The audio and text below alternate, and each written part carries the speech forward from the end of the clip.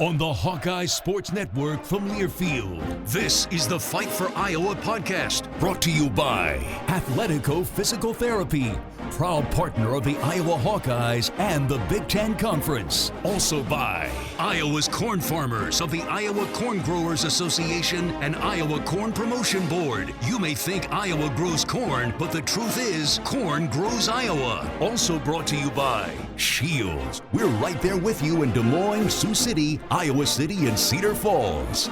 This is the Fight for Iowa podcast. Here's the voice of the Hawkeyes, Gary Dolphin. It's less than 2 weeks before college football kicks off another season. The Iowa Hawkeyes are halfway through their fall camp. Questions are being answered. Some will hang on through the first week or so due to lingering injuries. The fragments are slipping into the puzzle, though, as the Hawkeyes practice their way to the season opener September 3rd with FCS power South Dakota State. Iowa coach Kirk Ferentz can't wait to get between the lines when the frustrations with politics and the pandemic, the tragedy of Ukraine, dealing with the transfer portal and NIL, all will give way to the 3-hour escape that college football brings on a fall Saturday. Despite what's going on everywhere, anywhere, when we tee it off 2 Saturdays from now, it's going to be football. And it's the guys on the field, 11 guys, whoever they may be, getting it done or not getting it done. And that's really pretty simple. And that's, one of the great things about the game, quite frankly. It just, there's no BS, none of that stuff when it comes to football. It's just you're getting it done or you're not. And the other great thing about it, though, everybody has an opportunity. And so if we got a guy injured, then it's a real opportunity for somebody to step up and show that they can help out too. And we've had great examples of that historically, and I'm anxious to see what kind of stories develop this year. You'll hear about many of those developing positional stories as Coach Ferentz joins us on this week's Fight for Iowa podcast, sponsored by Shields, Iowa Corn, and Athletico. Back in a minute. More of the Fight for Iowa podcast after this.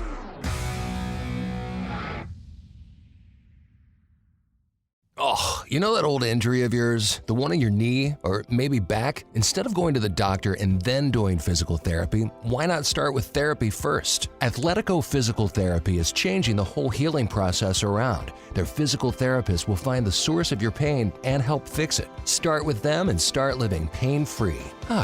Just like that. It all starts with Athletico Physical Therapy. Schedule your free assessment at athletico.com. No prescription needed. Proud partner of the Iowa Hawkeyes. This is the Fight for Iowa podcast. Here's the voice of the Hawkeyes, Gary Dolphin. The University of Iowa welcomes students back to the classroom this week. That includes Hawkeye football players. Coach Kirk Ferentz charges have been fall camping for 2 weeks. And Ferentz admits, unlike most years, this bivouac has hustled on by, and the rubber is about to hit the road. At the front end of camp, it takes a while to even think about playing a game. But right now, we're 2 weeks out, and it's things will really start moving quick. And students are back on campus, so players have a lot to juggle right now, and it's good for them to transition into class. They're more than ready for that, but we still have a lot of work to do in football. What's impressed you through 15 workouts? I think overall the attitude, and it really goes back to January, and I trace that to our upperclassmen have been really good about just setting a good example, whatever phase we've been in the winter program, spring ball, summer. And 15 practices into it, we've had pretty good attitude and effort. It's not always been as consistent as you need, but it's part of camp, I guess. And we've had guys injured, and that's part of football too. It happens every year. And that's one of the challenges as we move forward. It creates opportunity if somebody's missing. And I've seen some guys really take advantage of that. But at some point now, next 10 days, we really have to start pulling things together and start giving thought about how we're going to play in season, and that's where the transition begins. Coming into camp, you wanted to see more maturity out of the offensive line. Saw a lot of good things in the bowl game, averaged 6 yards a carry. Where are we at, do you feel? It's been impeded. Our progress has been impeded a little bit by injuries there. So, I think the good news is I think we have a chance to get everybody back during this coming week, or at least pretty close to. Then, the flip side is, again, it creates opportunity. Seeing, Logan Jones has done a really nice job in the middle. Jack Plum's practiced, I think, really steady and done some good things. Connor Colby's done a good job. And then we have a couple young guys that really were kind of unknown quantities to us. Myslinski, Bo Stevens, Jennings Dunker, those guys missed basically the entire year last year. So, we're finally getting to see them, and they're going to be in the mix. Tyler Ellsbury's done a pretty good job.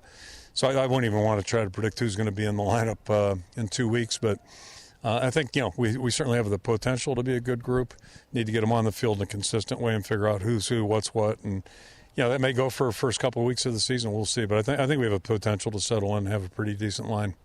I had to go to the updated roster sheet this morning. The tight end room looks to be solid depth-wise. Some new faces that we'll learn who they are as the season progresses, but you got to be delighted there. Yeah, it's almost the opposite of our receiver group. We've got a couple guys that are still trying to work their way back. Then we've lost a couple guys to injury. So that's it's really a work in progress, whereas the tight ends, we've been pretty consistent. And I think we all knew about Sam coming in. He's had a really good August. Luke Lachey just continues to grow and improve, so I've been very pleased with him. And then, after that, Johnny Pascuzzi, who kind of emerged last spring, is an interesting guy to watch. He continues to get better. He made a really nice play yesterday on a third down drill. And, Steve Stylianos came from Lafayette College. He started slow. Now he's starting to feel comfortable and learn what we're doing, and he looks better out here. And then Addison Ostranga, true freshman, has caught our eye as well. So he's done some good things. And so I think, we have a chance there to have some good depth, a good room there. And you can say the same thing about our fullback group, too. I think they've done a pretty good job. Defensively, you're dealing with some nicked up people in the back end in particular, but the linebackers look solid and a lot of talent, young talent up front. Yeah, the linebackers are, they've played well and they're practicing well, and I think, now we've got some depth behind them. With the starters being out in the spring, that really helped those guys. And then, we have unusual depth up front, probably the flip of last year. We were just so young last year, and now, outside of Zach, everybody's back and practicing well, and Aaron Graves has stepped in, so he may factor in there too. So, it's been good to watch those guys. They're doing a good job, and the thing about the depth, it gives us a chance. Means we're going to should be good on special teams. That'll help our supplement our special teams, and then, if you get in those games, hot games in September, at least we can keep our guys fresh and hopefully keep them playing aggressively. Have you found a number one kicker yet? No, it's. The good news is no in a positive way. Last spring it was no because it didn't look like we had a kicker. They really struggled last spring, but they're both young. And last Saturday in Kenneck they were just about perfect. I think they were perfect actually, and scrimmage kicks. And today the same thing. They really had a good day, so that's been really pleasing to see that. And Torrey's really punted the ball well. Still has a little work to do on the midfield punts. Missed one today, but he's doing a really good job. So I think we're going to be okay there. It's just a matter of, we have to let it kind of shake itself out. And, again, that may go early season, too, to figure out who's got the best grip on things as a kicker. Some of my observations with opening day closing in, I love the depth that's developing in the offensive line and at tight end that will afford some interchangeable parts if necessary. New center Logan Jones is impressive. Strong safety Cooper DeJean, he can play anywhere he wants. Sam Laporta is all Big Ten, but don't lose sight of number 85 Luke Lachey this year. And note to opposing tight ends and running backs, avoid middle linebacker Jack Campbell at your own peril. Running backs Gavin and LaShawn Williams are ready to pick up where they left off at the Citrus Bowl.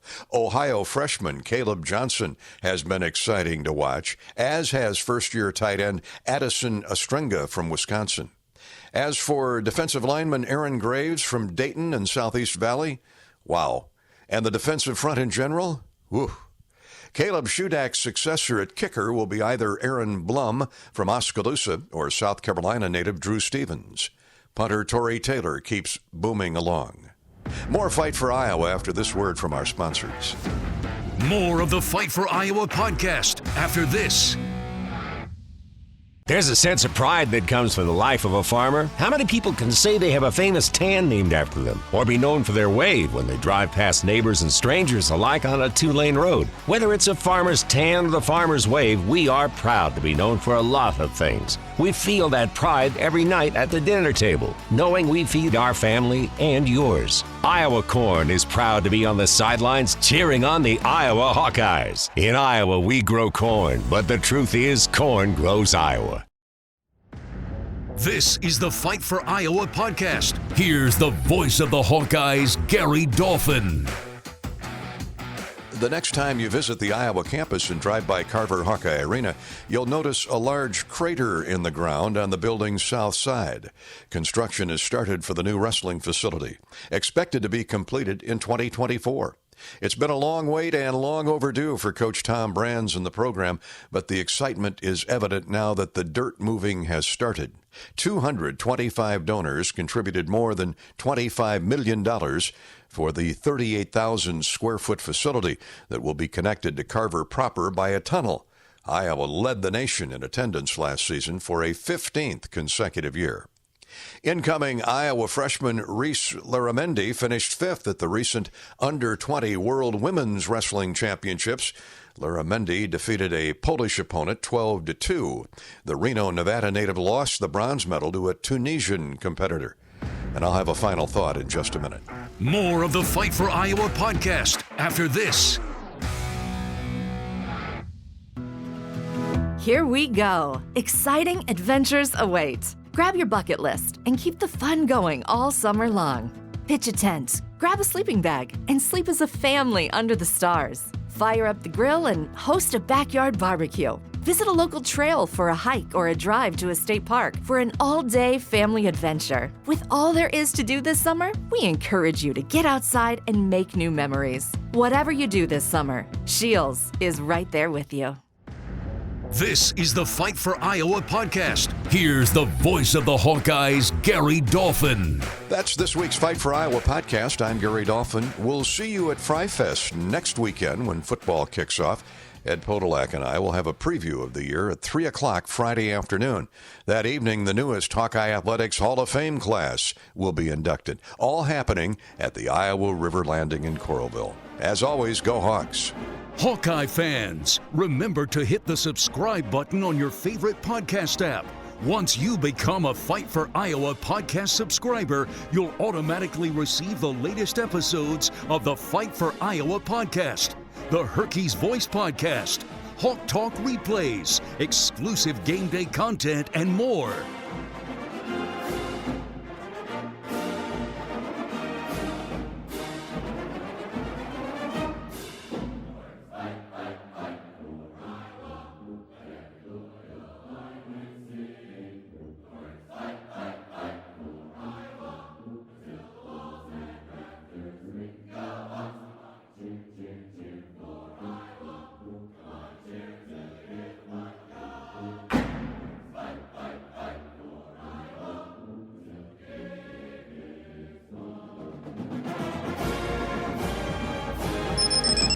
The preceding has been a Learfield presentation on the Hawkeye Sports Network.